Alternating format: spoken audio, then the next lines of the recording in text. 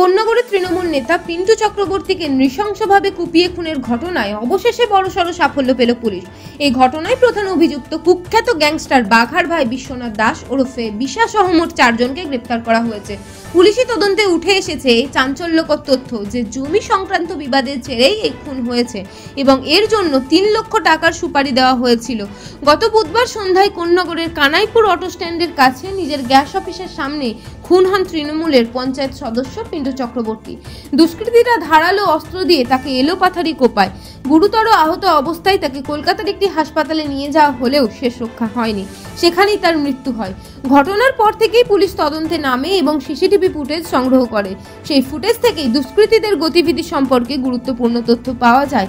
তদন্তে জানা যায় এই খুনের পেছনে কুখ্যাত গ্যাংস্টার বাঘার ভাই বিশার হাত রয়েছে।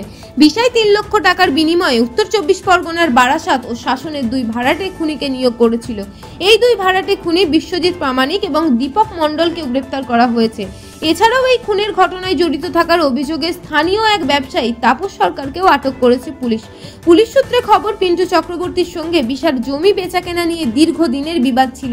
এই বিবাদ থেকেই বিশা পিন্টুকে পৃথিবী থেকে সরিয়ে দেওয়ার পরিকল্পনা করে। পুলিশের দাবি, খুনিরা ঘটনার 2 দিন আগেই বিশার বাড়িতে এসে উঠেছিল এবং এলাকার রেকি করে। খুনের পর তারা কিছুটা হেঁটে কিছুটা দৌড়ে ঘটনাস্থল থেকে পালায়। তাদের স্কুটারে করে স্টেশনে পৌঁছে দেওয়া হয়েছিল। এই গ্রেপ্তারের পর পুলিশ এখন বাঘার ভূমিকা খতিয়ে দেখছে।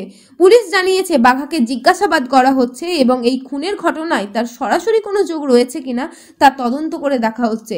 এই ঘটনায় আরো অনেকে জড়িয়ে থাকতে পারে বলে অনুমান করা হচ্ছে এবং তাদের খোঁজে তল্লাশি চলছে। এই ঘটনায় রাজনৈতিক মহলেও তীব্র চাঞ্চল্য তৈরি করেছে।